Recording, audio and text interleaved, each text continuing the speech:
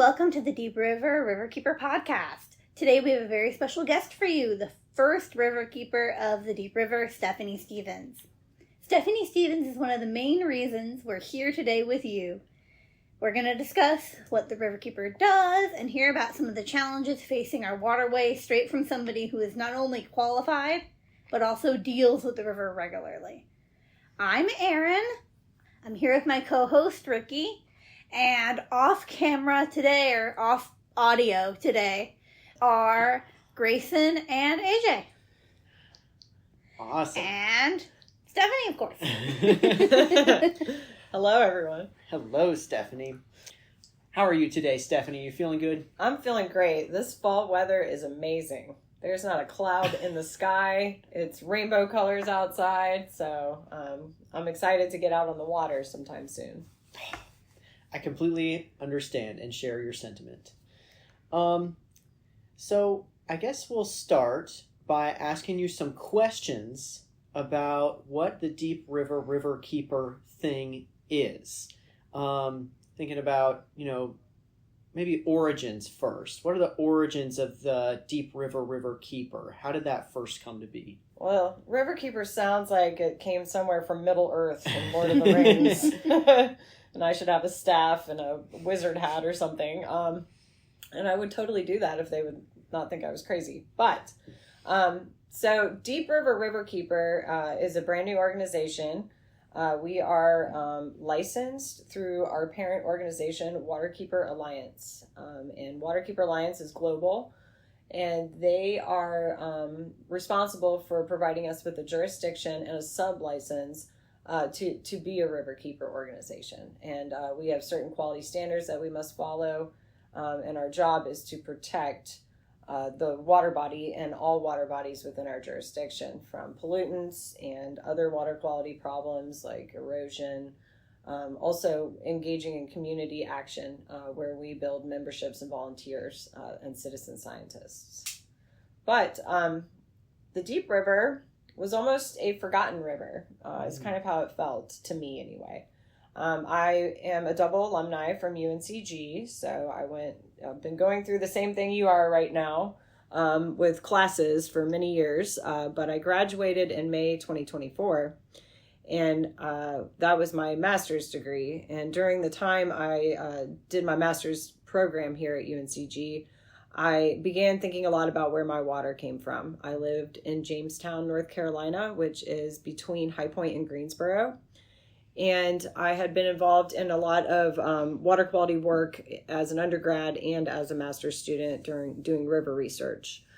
And the Deep River is where my drinking water comes from in Jamestown. And I was surprised to find that I had never really seen the river. And I lived there for 8 years. And furthermore, in Greensboro, they use reservoirs for the drinking water here. But the Deep River feeds the Randleman Reservoir and 2 other lakes in Guilford County, and it is a direct drinking water source. So I was surprised to find that there was no Riverkeeper organization. The Deep River is a major headwater tributary along with the Haw River that forms the Cape Fear River. So we are in the Cape Fear River Basin, which is the largest water basin or watershed in North Carolina. And so the Haw River and the Cape Fear and many other rivers are protected by riverkeepers, and they are advocates, so non-government officials that serve to protect and monitor and patrol a river and the tributaries that flow into it. And the Deep River did not have one. So I did a master's capstone graduation project on the need for a riverkeeper for the Deep River. And I guess that led you right to doing what you do now, huh? It did. So the ability to be creative as a student was integral in this organization coming to be, but also my mentorships, with my professors and Dr. Patricia Gray, for example, who is chairperson of the board for Deep River Riverkeeper. Dr. Gray and I were neighbors in Jamestown.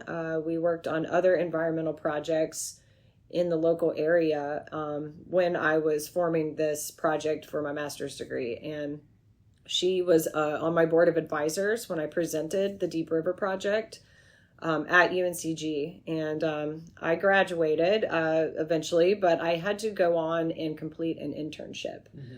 So once I completed the Deep River project, I went on to Yadkin Riverkeeper, and I actually still work for them right now as a water quality specialist. But I went over there and I learned a good bit as a Riverkeeper intern on how a Riverkeeper nonprofit organization works. And most of these waterkeeper organizations in North Carolina have been around for at least 20 years. So it was, a well-oiled machine over there. They've had a lot of successes in protecting the Yadkin and the South Yadkin River. And I had an opportunity to learn the ropes there. And I had no idea that I would ever get to be Deep River Riverkeeper at that time. So it was kind of a miraculous situation how it all came to happen. Yeah. Yeah, and it's interesting thinking about how, like, you were led down this path as a UNCG student, and now you're here with us. Yeah, with UNCG students. And we're working for this organization. I know. So interesting. And that's what's so incredibly amazing about getting into the field as a student, because I was inspired. I got to do a URCA research grant as an undergrad, and I was paid for my work. I created surveys, and I examined bottled water consumption in Greensboro. And what I found is that in lower income communities, people drink bottled water all the time, never tap water. And they deem it as safety is their number one reason for doing that. And I expanded that study and found the same thing in a different neighborhood. But across the board, people perceived bottled water to be safer than tap water. And in me doing that research, it inspired me to think about where my water comes from, but also the sort of injustice that we're experiencing where, we are sort of perceiving our tap water not to be safe to drink. And yet tap water and bottled water are actually pretty much the same thing. Bottled water is not safe to drink either. You've got microplastics, and most of the time it is just filtered or possibly not filtered tap water. So my opportunities at UNCG really led me down this path, which was unexpected to me, for sure. Well, thank you so much for that answer, for that first question. That was super interesting, Stephanie. I think it's really cool to hear about how you got from here to there. And we have heard a lot about Dr. Gray. She's one of our mentors. And from what I understand, both her and the rest of the board are really, really qualified and really, really helpful in getting everything set up. How did that work out? Like, how did that board all get formed? Well, that's a great question. And, we are fortunate to have so many talented, highly educated, environmentally conscientious board members and professors from UNCG as well.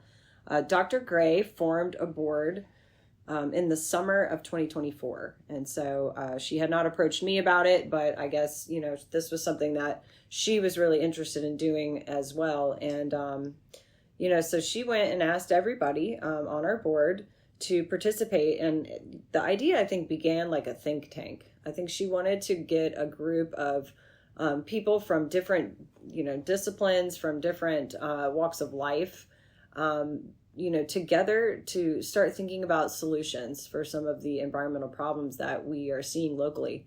But really, the Deep River Riverkeeper, I think, stuck with her. And, being a Riverkeeper organization, going through the licensing process, having a board of directors, these are things that, have legitimacy behind them, when we have a backing. And so she formed the board.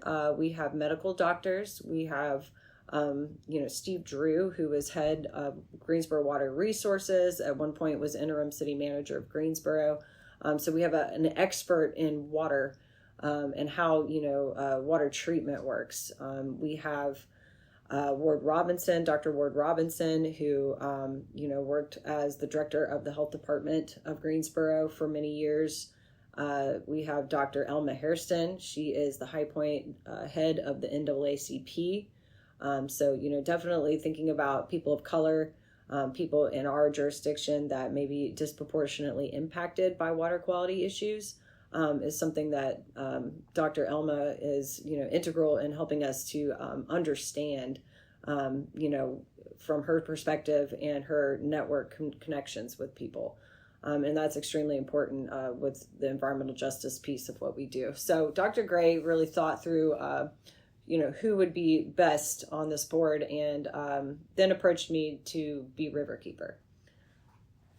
Yeah, Dr. Gray is really a great leader. I think she knows what she wants and she does it. That's right. And she's a master pianist. Yeah. Do you know she has the Hans Liszt Medal from Hungary? Wow, no, I didn't. I knew she was a great pianist. Who's got that? Maybe Mozart got that? Yeah. So for everybody listening who might not be aware, what exactly does a riverkeeper do? Like, what are the types of duties and responsibilities that you do on like a regular basis? Absolutely. So a riverkeeper, again, it's a non-governmental advocate for a river and its tributaries and the people. But really, it's a voice for nature who cannot speak for itself. Corporations have been given rights, judicial rights in many cases, but yet the environment, the rights of nature remain something that, unfortunately, our human world doesn't value as much, at least on the legislative side of things. And so it is really important to have an advocate like a riverkeeper and a riverkeeper organization who seeks to protect our rivers. Our rivers are important. Fresh water, there's 2% fresh water on the planet, and some astronomical amount of that percentage is frozen in the ice caps, which actually is melting into the ocean. So we have limited fresh water. It's very important that we begin to examine our water quality, and we need somebody like a riverkeeper to patrol the waterways, to create monitoring plans, whether it's for chemicals and pollutants like that, or it's nutrients and runoff, or leaking septic areas. So you've got to be out on the river, and you also have to be talking to people in order to really know what's going on, because a river is big and it's always moving, and it's got a history. And so understanding the patterns in the history is very important, and nobody can do that better than the people that have been living around it for generations even. So that's what a riverkeeper does. And it looks different when you're a brand new organization. So I am the only employee. We are a nonprofit 501c3.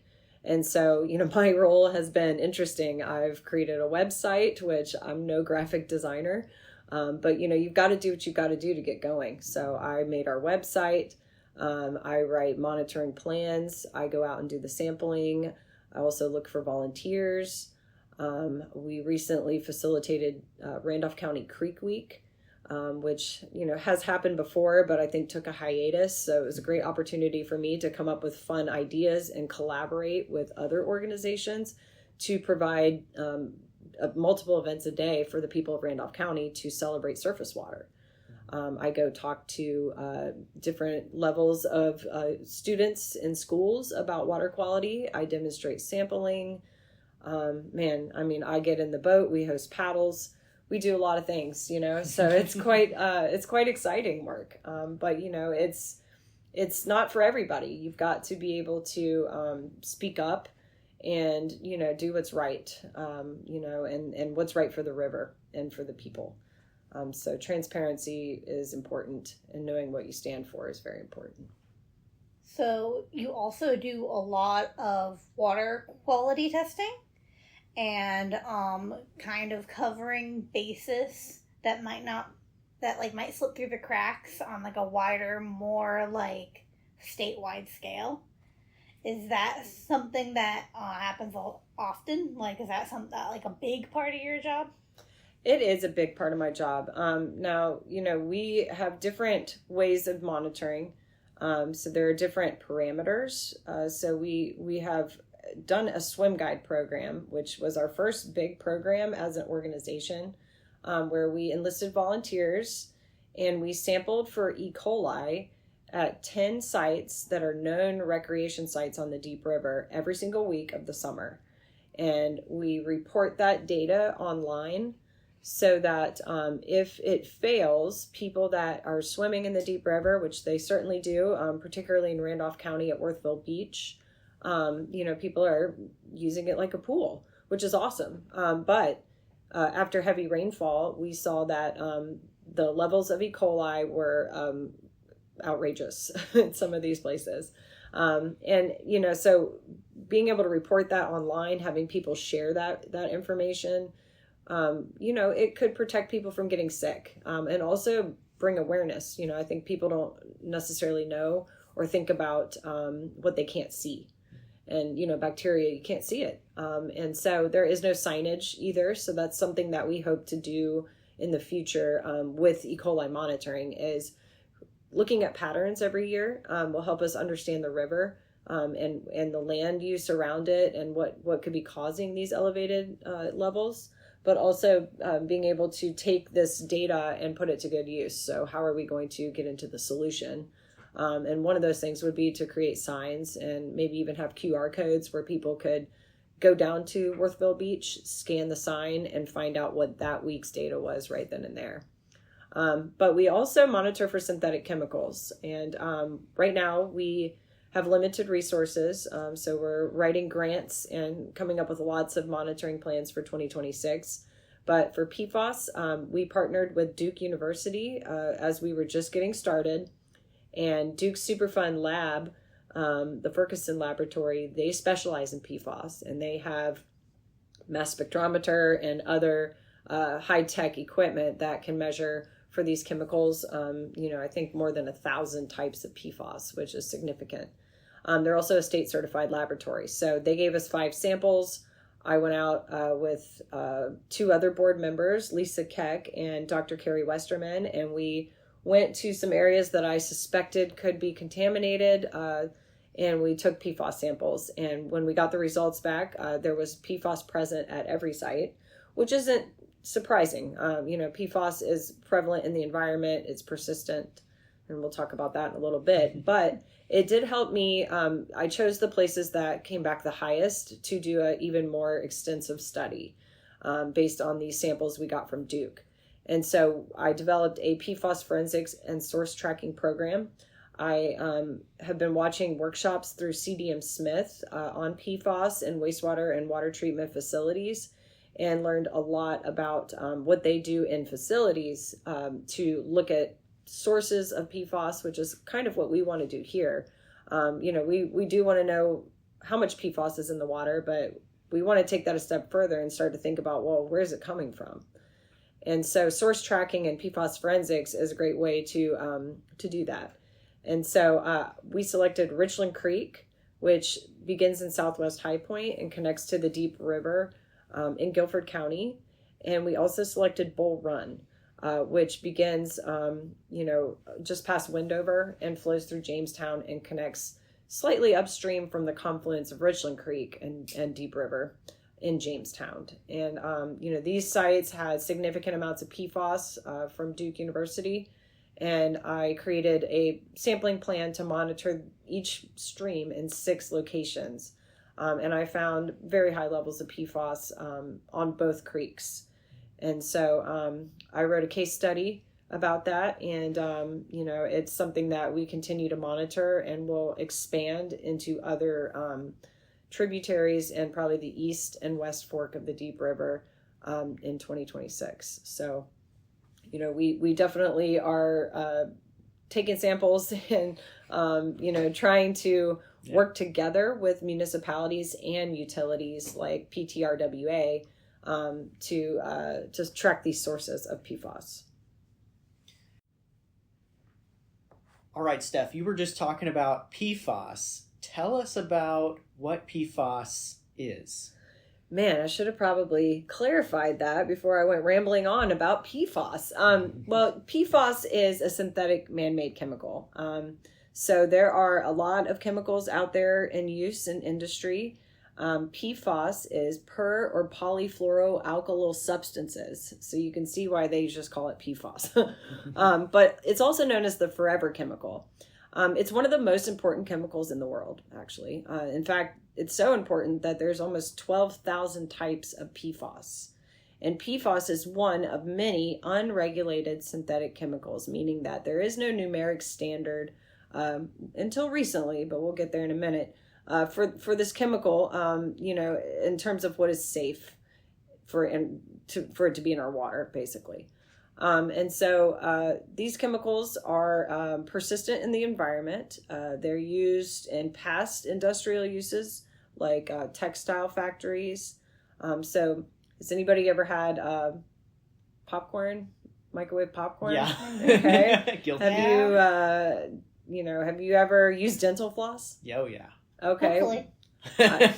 Now, I hope you use toilet paper, but have you used toilet paper? Yeah. Okay, so these items are all consumer goods that you could probably go right home and find in your house. They have PFAS in them. Or maybe they did at one time for a long time. And so it is a non-stick, water-resistant, stain-resistant, fire-retardant chemical. So if that tells you anything, our firefighting foam is PFAS. In fact, their suits are made of PFAS because there's nothing that protects them from water and heat like this chemical. So it's important, but it is a known carcinogen. And it is prevalent in over 45% of our tap water in the United States.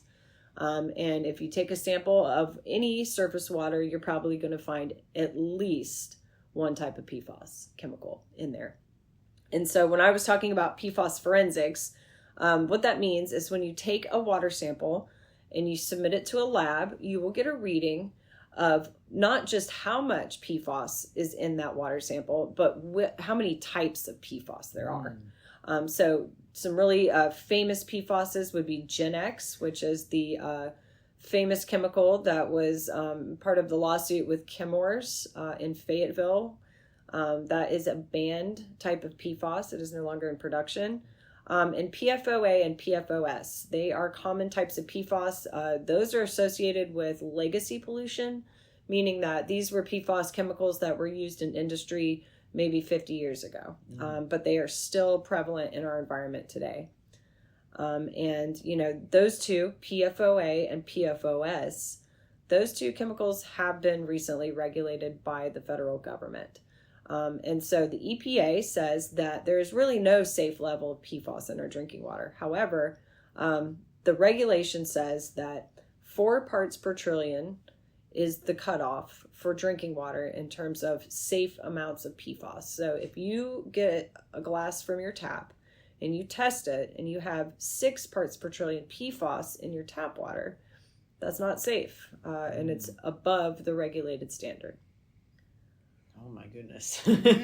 But thank you for that very informative response. It gets complicated, which makes it hard for people to stick with the changes with these chemicals and things. Yeah. And that's part of what we do. We want to inform people, about these things so that people are empowered with the knowledge. Because it takes people to make changes in policy, and it's policy that can stop pollution at its source much more easily. Than asking nicely anyway. Yeah. And I think this relates well to our next question, Erin. Yeah, definitely.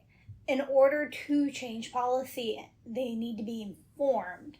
So is there one thing that you think every person who lives on or near the Deep River needs to know? Absolutely. We want a healthy water body. The Deep River, it feeds into the Cape Fear. The Cape Fear feeds into the ocean. And there's millions of people along the way. People pull their drinking water in different areas from the Deep River. So Randleman Reservoir is dammed, and that is a drinking water source for much of the Upper Cape Fear Basin. High Point drinks from a lake, Oak Hollow and City Lake. Those are direct Deep River water reservoirs. People in Sanford pulled their water from the confluence of the Deep River and the Cape Fear and the Haw. So everything that's in this water is somebody's problem. It's, whether it's the utilities who bear the burden of, removing these contaminants or having to invest the new technology. It's not that easy to clean this stuff up. And furthermore, the species that live in the water, they're most impacted, I would say, because we can leverage some things for drinking water quality, but surface water, fish, animals that drink from it, aquatic life, they just remain in these high levels because it's really being removed the best when it reaches either our wastewater treatment facilities or our drinking water treatment facilities. And, there are some problems within these facilities at getting these chemicals out of the water. The technology did not exist for a long time. So we as people need to become informed and then advocate that our drinking water and wastewater treatment facilities are retrofitted, meaning that they have updated technology to treat beyond just human waste for bacteria, but for these new synthetic chemicals, because we're in a new era now where we need to be concerned about, these other things in our water. Water is so important to literally everything. Yeah. And it can be really overwhelming for, I think, people to just process how much goes into our water systems. Is there anything that an average person could do right now to improve or help with their own water situations? Sure. So one thing that I thought was really exciting, and I was always amazed every time I went, we provide tours in connection with Piedmont Triad Regional Water Authority at the Randleman Reservoir. So coming on a tour to see how our drinking water is treated at a facility that is looking to build a 2-scale reverse osmosis water filtration system is really exciting. I will say that reverse osmosis is one of the, if not the best way to treat your drinking water. Not everybody can afford to put one of those systems in their home.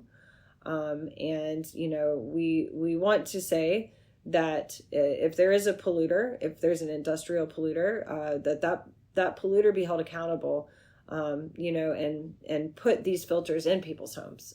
So, if there is a significant polluter that causes the pollution of a drinking water source, we would like to see that polluter held accountable for that. And that could mean putting systems like this in people's homes. But people can do other things. I was a low income person, still am. I don't make a lot of money, and for a long time I waited tables, and I have been concerned for a very long time about my water. So I went to Food Lion and I got the Primo jug, which is a 5-gallon jug, and I went to Home Depot and I put a plastic pump that's made for these jugs on top of it. So total cost would be like $10.99 for the pump at Home Depot and $14.99 for the jug. But when you take the shell back and get a new one, it's only $7.99, right? So it's affordable. But that water is treated by reverse osmosis. I believe it's sourced locally as well, and it's limited single-use plastic. So that was the affordable way that I went, when I was concerned about my tap water quality. Not sponsored. Yeah, my bad. Yeah. But it's something that people can do, and it's having to go the extra mile. These jugs are pretty heavy, but nevertheless, there are filters. Activated carbon is a more affordable water filter. But we don't want to have to do this forever, right? So we want these wastewater and water treatment facilities to invest in the new tech. Imagine all of our tap water is treated by reverse osmosis. That means that nothing gets through that membrane but the weight of a water molecule. It is pure water, and that protects us from any other emerging contaminant that we find out about 10 years from now. It's the perfect solution. However, there is no perfect solution because it's expensive, and they have to get this technology in there. But once it happens, the cost will come down. So if we were to retrofit multiple facilities, the reverse osmosis system would become less expensive over time, and eventually everybody would have this for their drinking water. So it's just now. The time is now. Right. Well, thank you so much for that answer. Very useful information. I'm going to take it back to talking about the Deep River Riverkeeper organization. You talked a little bit about how this organization engages in tradition, but also does some innovative stuff. Do you want to talk about that a little bit? Definitely. So, traditional riverkeeper work, again, is monitoring, it's education, it's public outreach, it's hosting paddles, so recreation. But we seek to do a little more, and we have the luxury of having all of these amazing board members with their connections and affiliations with universities like UNCG, for example. Our office is here at UNCG. I'm a double alumni, but we have multiple professors like Dr. Erin Allen, who's head of the UNCG Environment and Sustainability Department, and Dr. Gray, who worked here for quite some time.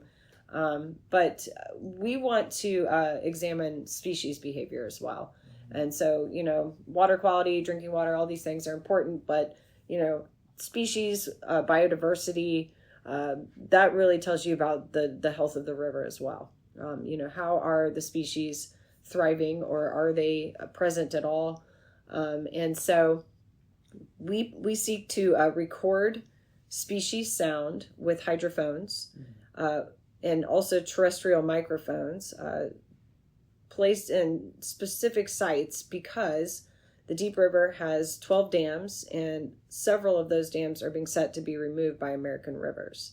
And so, we have endangered species that are in some ways associated with the prevalence of dams on the river. They're endangered because of sedimentation, or, there's impeded flow and habitat regions. So the species themselves have changed. And so as these dams are taken down, we plan to record the sound of species, both in the water and terrestrially, before the dam is removed. And then after the dam has been taken down, we will continue recording. So do fish make noise? I mean, apparently. All right. And you were also talking about how working with us with the Humanities at Work internship system is a little unique and part of your innovation too, right? Yeah, we are enormously blessed to be working with you because, as a new organization, I think that you can jump into the traditional things, but humanities students bring so much color and just creativity to a Riverkeeper organization. I mean, the history, the English language, the art, the ideas, archaeology, it's something that I think is unique when you think about bringing, a science-based organization, humanities students. It's what's missing, right? And so, and because we're also, I'm such a linear thinker sometimes, and I get focused on the data. Mm-hmm. And there's just so much more. And, that's what, sitting here doing this podcast, you're giving an opportunity for us to talk and broadcast what's important, but also, this is for the community. Mm-hmm. So you guys are doing a huge service to the community by creating something like this. And, all of you are talented. I have to tell all these listeners, when we met these students, they were just teeming with ideas, and there was art. I mean, there's just so much amazing stuff. I can't talk too much about it right now, but I'm really looking forward to hearing your future podcasts. I think we're going to be getting into a Halloween episode, possibly some history stuff. They've got all kinds of ideas. So not every single episode will just be about Deep River Riverkeeper or water quality, but history, and, anything that pertains to the Deep River that is, that I think the community will be interested in. So, this is awesome. All right. Thank you so much, Steph. Yes, it's been absolutely wonderful hearing from you. Well, thank you for having me, and I'm just excited to see what else you come up with. So thank you for doing this with us. Hey there, Deep River Riverkeeper podcast listeners. This is AJ. We really need to come up with a name for you guys. If you have any suggestions, let us know. Anyway, just like in every episode, we play an animal sound for you guys, and we ask you to guess. Our last episode was this sound.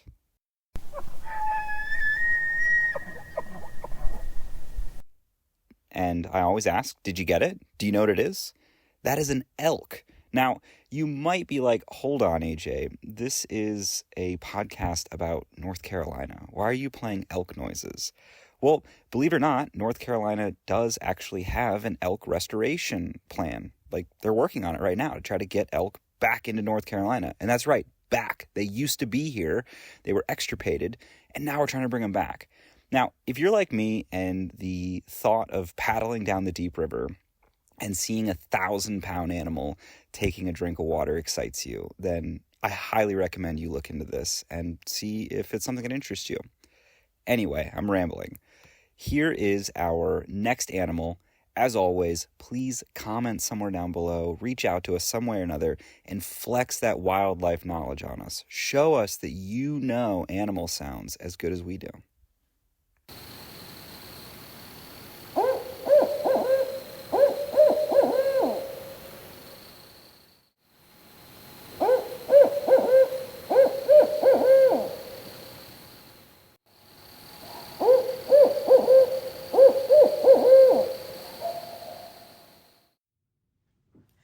All right, so we're so thankful to have had Steph on. I think that was a really great conversation. As far as, thinking about what we're left with here, the thoughts that I have, I'm kind of thinking about that reverse osmosis system that she was talking about. I think that was really interesting. And also just like a really, useful tip. I'll have to do some more research about that. I don't know. Erin, what are you thinking about from our conversation with Steph? I think she talked about so many interesting points, but I think something that I found really cool is how everything is connected. Like, you think something doesn't matter, it absolutely does. Because a lot of the contamination in the river is a direct response to textile factors from 100 years ago. Yeah. So we've come so far. You don't think of those things as being connected, but they are. Yeah. So it's important to think about how actions affect other areas of the world that you might not think that they do. Absolutely. Yeah, that's a great point. You might also have noticed that the audio sounds a bit different. We are recording in a new room. Thank you so much to the UNCG English department for letting us record in one of their conference rooms. Oh, yeah. I think it sounds much better. Yeah, me too.